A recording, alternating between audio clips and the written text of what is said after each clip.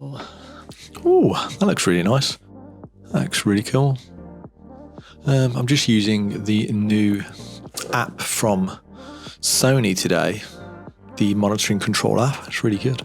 It's really good. Anyway, hey guys, what is happening? Welcome back to another channel. Got a new hat here from Puma. It's a nice little flowery number. Done this little lighting setup with the tube lights. When it comes to filmmaking, there is one piece of gear that is really going to help excel your experience in creating awesome videos. And I'm not going to beat around the bush. I'm just going to get right into it. Now, this piece of gear is a field monitor or external camera monitor, or whatever you want to call it. It goes by quite a few names on the internet, and there are many variations of these monitors on the markets from companies such as Portkeys, Atomos, SmallHD, FieldWorld, and there are so many out there. But just because they are all monitors, let me tell you that not all monitors are created the same, and that is one big mistake I made when I first bought my first monitor and got into filmmaking. It was the fact that I thought that all monitors were built the same and they all had the same tools and features built into them, but this is absolutely not the case. In fact, that's why I am making this video today, is because I've seen numerous videos lately on YouTube where people are recommending certain monitors, and trust me, these monitors are trash. I've wasted so much money on pieces of gear over the past years. Honestly, investing in a top brand is without a doubt the best way forward. Now, have you ever heard of the saying, buy cheap, buy twice?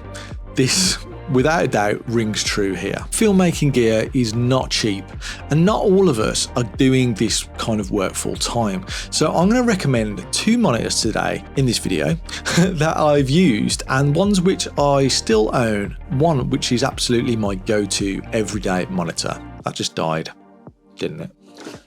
Yo, we're back in the game. We're back in the game and we're off again. But first, let's talk about why you need a monitor in your life and why your filmmaking is definitely going to improve with one. There are many great things about having an external monitor that is going to absolutely excel your filmmaking. Like I said, when you use large film cameras, often they're going to require an external monitor. But if you are filming on something smaller like an FX3 or a Lumix S5 II, then you might be wondering why you actually need an external monitor, because you've got that nice little screen on the back. Now, having that extra real estate of screen space on an external monitor is really going to help you nail that focus and your storytelling compositions, rather than squinting at the small screen on the back of the camera. We've all been there. Also, when you're filming outside, having these bigger, brighter screens, it's really going to aid you in seeing everything a lot better and just getting a better looking video film. But this is just the beginning. There are so many tools built into external monitors just smaller cameras lack, such as histogram, you've got waveforms, you've got frame guides, false colors for accurate exposure across the scene. Honestly, the list goes on. And then having real-time look monitoring on a big screen is a huge game changer. Being able to see how your video is going to look before hitting post-production is actually going to save you a lot of time when you get into that computer post-production and you're moving everything around. Just filming it how you want it to look is a lot easier, trust me. But pretty much the number one reason I personally use an external monitor is for the clearer images, but for the false color. And we're going to get into that in a little bit. So drop some comments below if you are using a monitor, what's your favorite one, which is the one you are using, or if you have any other questions, then yeah, get in the chat below and we'll have a little discussion down there. So what monitors do I personally recommend? Now, I've used pretty much most brands on the market, from Portkeys to Atomos, FieldWorld, and although these monitors were constructed and built well and at a pretty good cost, they lack a lot of functionality. The tools were really clunky and hard to use, and also some of them were super power hungry and would drain my batteries. And honestly, it was really frustrating, especially on shoots where I would need to faff with the monitor to try and get it to do basic things.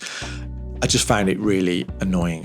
And I'm going to shout out to Portkeys because their old OS that they used to have on the monitors is just awful. I know they've just done an upgrade, which is available to some of the range on Portkeys, but honestly, it was a frustrating place to be. So like I say, one of the key messages in this video is that you should definitely get an external monitor, but honestly, don't go cheap, as you will just keep going around in circles buying other options, and Yeah, I know I have been on the other side of the screen thinking, yeah, whatever, it's just another YouTube channel telling me to buy something. But trust me, a monitor is something that is probably going to grow with you through your filmmaking career. And there are a lot of DPs out there who are using the same monitor from when they originally started in the industry. I am really a big fan of the SmallHD line of monitors, and I own the SmallHD 702 Touch, which is my main monitor and comes with me on all my shoots, and I use it with all my cameras. Now, there are people out there who hate SmallHD, but honestly, I love this brand and the monitors they produce are really awesome. This monitor is pretty much the industry standard, I would say, and you'll see them used on a lot of productions. And although costly at around £1,500, to me, it's worth every penny. And for every other monitor that I've previously brought, I could have just dived in and brought this monitor from the absolute get-go. It's a huge 7-inch screen, and they've recently brought out a new 5-inch model, which is super sharp and clean, and it's loaded with so many tools. It has HDMI in and out, SDI in and out, and these can be routed however you want. So if you want to bring the input into the HDMI and out through the SDI, you can do that. Or if you want to come in through the SDI and out through the HDMI, you can route it however you want in these small HD monitors, which is absolutely really impressive and useful. Now, it also features a nice locking power connection and 1000 nits brightness. And when it comes to tools on this monitor, it is very customizable. And one of my favorite tools that is invaluable to filmmakers is false color. Now, the false color on the SmallHD system is incredible, and there are so many options in the monitor. And one of the newest options being EL Zone, which was created by a cinematographer called Ed Lachlan.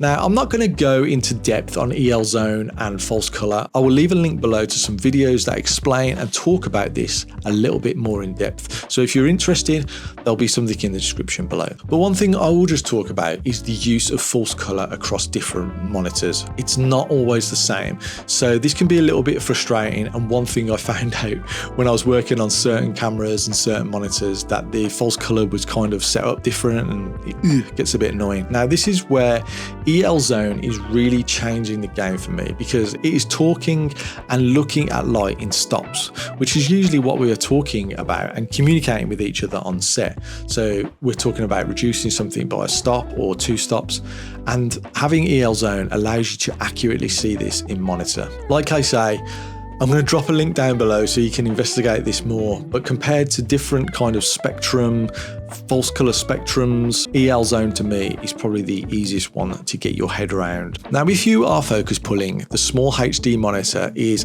amazing. It has loads of options for setting it up and different sensitivities, and you can have different sensitivity on the peaking.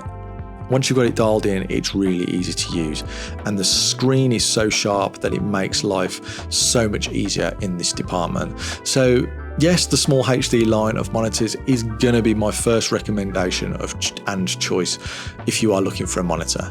Compared to others on the market, to me, it feels a little bit like having an iPhone over an Android phone. Now, I know there's going to be a lot of Android users out there who love that kind of customizable thing you can do on the phone, but the iPhone to me just always works literally as you want it to, and it's smooth and you never really have any issues with it. And that to me is exactly what the line of SmallHD monitors is. So the next monitor is going to be the Shinobi from Atomos. Now, the Shinobi range of monitors are pretty good. They're pretty cheap. They're produced in a 5 or 7 inch version, and it packs a lot in for the cost, which is about £630 for the 7 inch. And I think the 5 inch model is around £300. Now, I still own the Shinobi 7, which has become my director's monitor setup, as I don't require all the tools on that kind of monitor. So it works well just to hand to a director so they can see what's going on. The image is pretty sharp and clean, and it has most of the functions you would require from an external monitor, but without the customization. And I will say the tools are a little bit below par when it comes to comparing it to the SmallHD, and the image output is just not as crisp and sharp. With the false colors options, unlike the SmallHD, you are using the Atomos false color range only. There is no customization, although Atomos have been releasing some newer monitors with the EL zone in it. So let's see if they offer an update for the older models, but Atomos really have a habit of bringing out monitors with updates that are exactly the same as the old ones, but then selling them and charging more as a new monitor. I don't really understand it, but I've seen it a lot with the Atomos line of monitors. Also, annoyingly, when using frame guides on the Atomos, there isn't a 9/16, and that's really annoying because in this day and age that we live in, a lot of stuff is being shot portrait, so having those guides is really, really useful. So Atomos, come on, add it in, let's go. Also, if you were looking to focus pull on this Atomos monitor, there isn't the customization like the SmallHD either, and it's not as sharp, so you can find yourself pulling a little bit soft on this, as I have seen that quite a few times. So drop some comments below with your favorite monitor, which is the one you are using. And also, if you've got any questions, like I say, drop them in the comments. So the takeaway I want you to get from this video is that you should really invest in a monitor that's going to grow with you through your filmmaking. Although there are cheap options out there, I have tried most of them and I honestly do not recommend. It's been something me and my bank balance have definitely learned the hard way.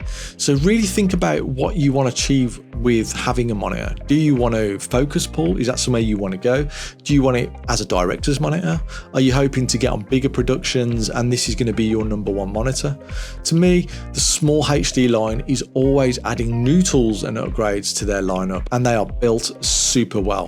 Find someone who has one and try it out. Trust me, you won't look back. That's how I ended up with the SmallHD. I tried one on set once and I was like, that's it, I'm going to buy one. So I appreciate you guys all tuning in again. I've been Ian Snape and I'll see you on another one soon. Take it easy.